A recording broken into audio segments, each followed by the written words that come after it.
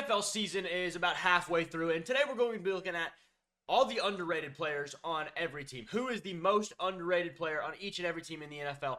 There's going to be probably some guys that don't get mentioned, but I just took this as who I think is the most underrated player, not appreciated enough player on each and every team. Either way, before we get into this video, let me remind you, check out DUBBY.GG. Use code SHREDDER for 10% off your order of anything on their website. Right here, I've got my favorite flavor, the blue raspberry.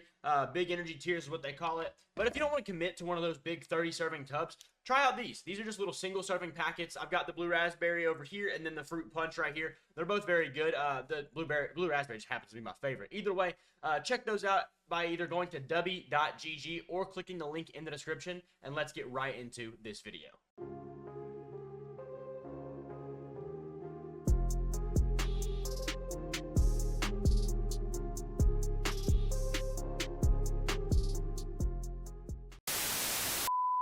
So this is the most underrated. They're not appreciated enough. And soon I will follow up this video with the most overrated. Just after this video gets posted, it will come out in a few days or so. Either way, we're going to go by division here. AFC East to start with. The Buffalo Bills, to me, their most underrated player right now is Dorian Williams. Dorian Williams is a linebacker who came out of Tulane a couple years ago. And he was a pretty underrated prospect to begin with. He wasn't really a highly touted guy, but he was a guy who was a good athlete, so there was some upside to him. And throughout this time, Terrell Bernard had missed some games. Matt Milano missed the season so far, sadly, once again.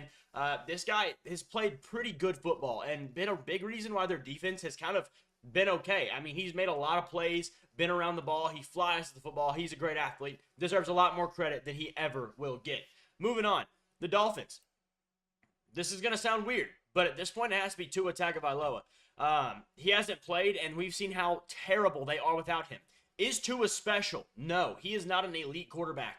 Will never be an elite quarterback, just how he is.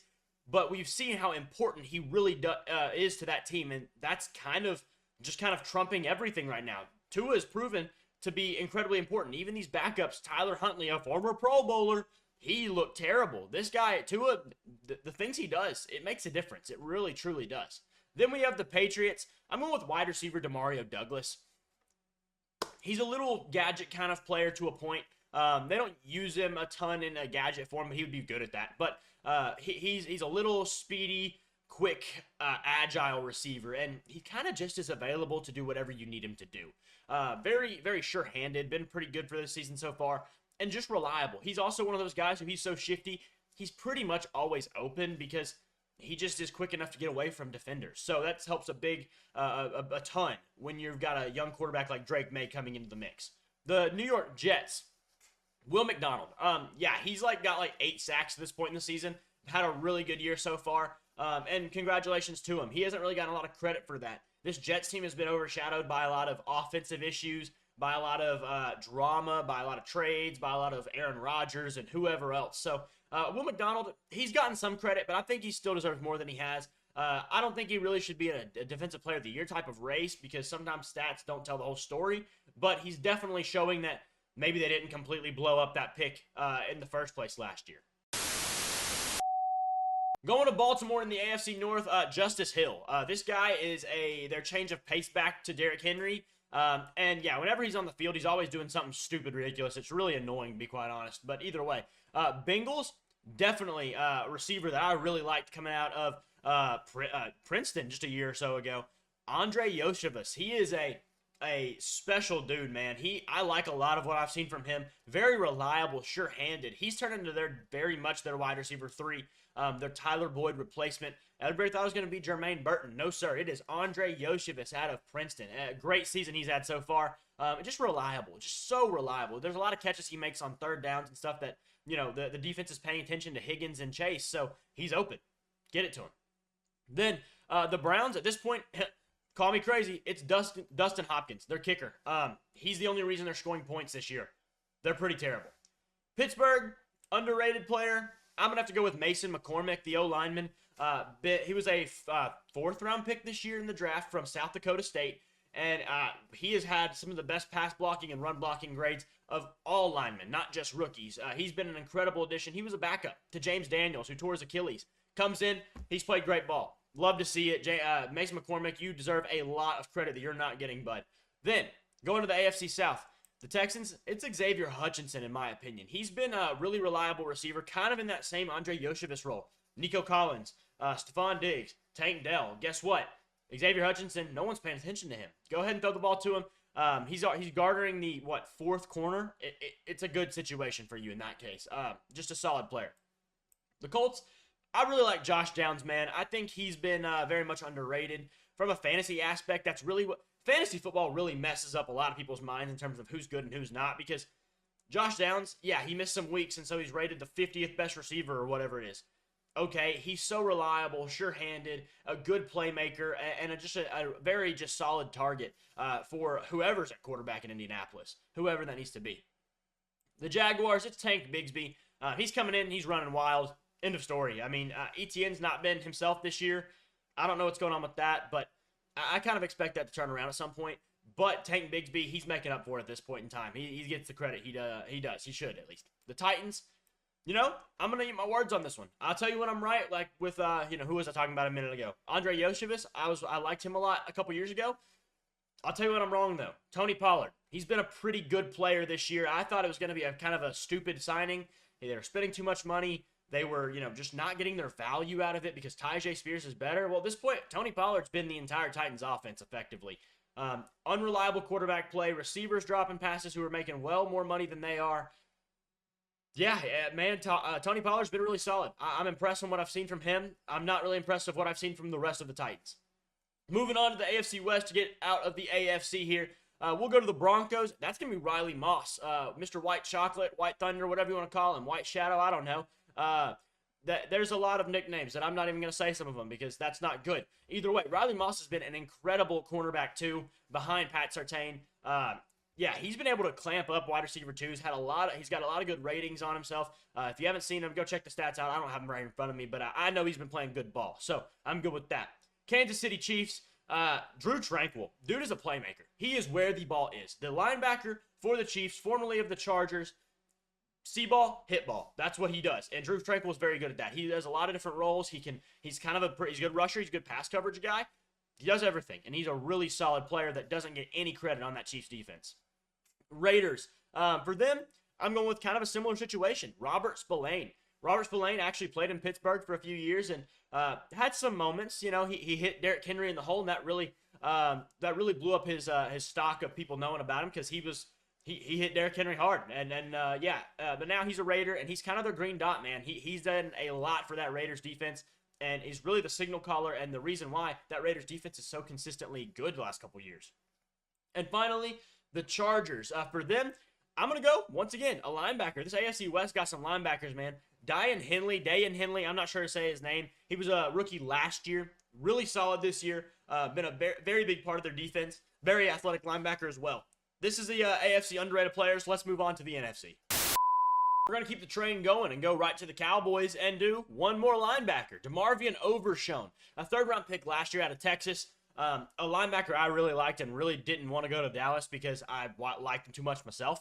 But he's been incredibly good this year for this Dallas defense, and he's just a good player, man. He's long, and he's got a lot of length to him. He can get side to side quickly. Good tackler, good in coverage. He's got the whole package, man. And after his rookie year, he was hurt pretty much the whole year. This is a good sign for Dallas's defense to have a guy like him, a young guy, on their defense. The New York Giants, following that up. The New York Giants, sorry, I'm getting texted and I can't see my thing. Tyrone Tracy's who I've got listed. Yeah, there we go. Tyrone Tracy has been a backup running back to Devin Singletary, and he's a pretty good player, man. Tyrone Tracy, I don't think it's going to go too long before they bench Devin Singletary for Tracy. Singletary's been in the league a little while. This guy, I think he was a rookie last year. He's a pretty solid player. I like him a lot as their running back of potentially the future. Had a couple good games since Singletary was hurt, and now moving on, I think you'll see more and more snaps as the weeks go. The Eagles, I'm really liking both of their rookie corners at this point. Quinion Mitchell and Cooper DeJean. Both just aren't getting enough credit, man. Darius Slay, he's older. He's not the guy he once was. He's still very solid, but Quinion Mitchell is their future CB1. Cooper DeJean is their nickelback. In his first game as a starter, he had a sack and a pass deflection and all that. He had a full stat sheet. He loaded up as the corner. And he ain't no safety. He's a corner. Don't get it twisted. The Commanders now, Austin Eckler has been very underrated to this point in the year. Austin Eckler was obviously a very well-known running back for the Chargers. Big time, fantasy guy, catching a lot of passes, doing a lot of things, and he's kind of been a reason why their offense has been so successful. Cam Taylor-Britt tried to roast the Commanders by saying, oh, they just run a college offense. Well, no, he's absolutely right. They do run a college offense, but it's working. They're not guarding it. So what's the point? Can't argue with it if you're not going to defend it. And Austin Eckler, he's a big part of that check down package. He's done a lot of good. And, last year after his really poor year, there was a lot of hate towards him. But really, we need to give him some love this year with how much he's doing for that Commanders offense. Moving on to the Chicago Bears. The Bears, I'm going with Gervon Dexter Sr., however you say it. The defensive tackle, he's a rookie out of Florida last year. Been incredible this year. Been one of the best defenders on this team and is incredibly underrated. He's been just not even getting any credit at all because they've had some big-time signings, obviously, in the last couple of years on defense, and he's just flown under the radar. But give that man some love. The Lions, we go with a guy who, is he underrated? No, but you never can have enough love for Brian Branch, man. He's not underrated, but I don't care. I'm putting him anyways. The ball this man has been playing the last couple weeks is just, it is underrated because you can't appreciate this guy enough. He's special. He's absolutely special. Also, kind of going to throw in another half player here. Jared Goff. Low-key the MVP right now. Played amazing football the last 3 weeks. Has like an 80-something% completion or something like that. It's obnoxious. Tons of yards, tons of touchdowns, very few, if any, picks. I don't have the stats right in front of me right now once again, but Jared Goff's been playing some incredible football. Going to Green Bay. Green Bay has Eric Wilson. I'm giving him a lot of credit because I've seen a lot of good from him. He's been a playmaker, been where the ball is, hitting them, a linebacker for them, not a very big name at all. I also want to give credit here to Malik Willis for keeping them afloat while Jordan Love was out. And also, Jordan Love was 0-2 the first two starts. Malik Willis was 2-0. Just a fact.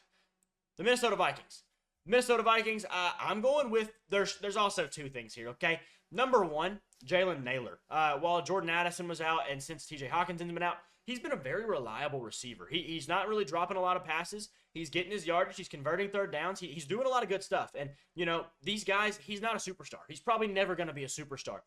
But that's okay. Not everybody can be a superstar. That's kind of the point of this list to a point is most of these guys aren't going to be superstars ever. Or not right now or will never be. But you have to have guys they're very good at doing their job, and that's what Jalen Nailor does. The other team or player I want to give a little bit of credit here is actually a unit, the O-line. The O-line has been pretty great, and without that, Sam Darnold would not be throwing the ball as well as he has.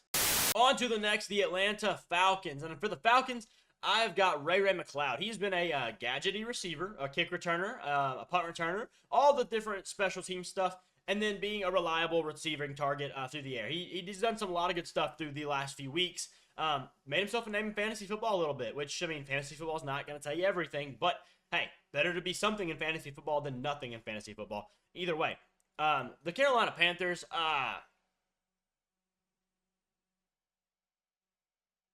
no one. There's no one underrated. They all suck. They're all terrible. I'm going to say Andy Dalton. Yeah, he got him a win. He made him look okay. Congrats.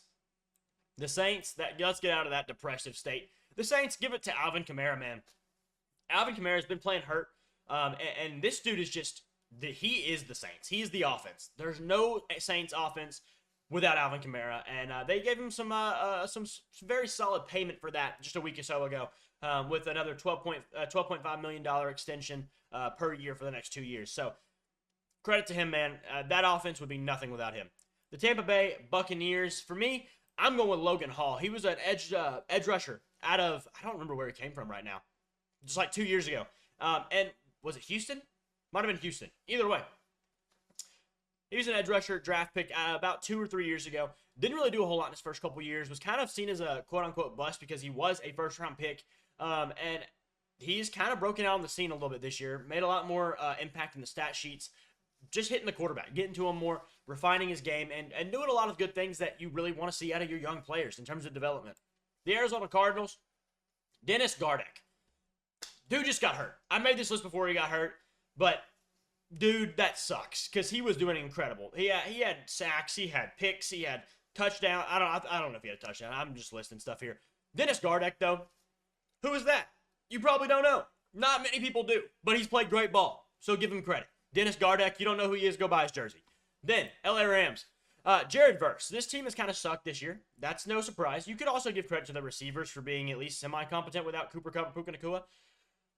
But Jared Verse has been incredibly good. He's been by far the best rookie defender at this point, in my opinion. Lots of pressure on the quarterback, lots of QB hits, filling up the stat sheet in terms of all those things.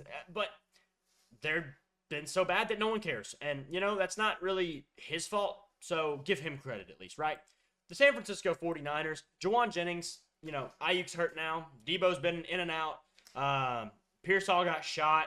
McCaffrey's been out. And Jawan Jennings, he's there through it all. Give him a big hand, man. Jawan Jennings, he's earning his extension right now that he just got this offseason. Seattle Seahawks, our final team here. I'm going with another linebacker here. Ending it off with the linebacker, Terrell Dodson. He's a pickup from Buffalo this past year in the free agent market. Been a really solid linebacker. I like what I see from Terrell Dodson. He's a little bit smaller, a little undersized, but just a good football player, man. I really like watching him play ball. And either way, these are my most underrated players on every team. Let me know who you think's underrated on another team and why. What makes them so underrated? Either way, thank y'all for watching. Make sure you hit that like and subscribe button. It doesn't cost you a single thing. It helps me out a ton, and I'll see you on the next video.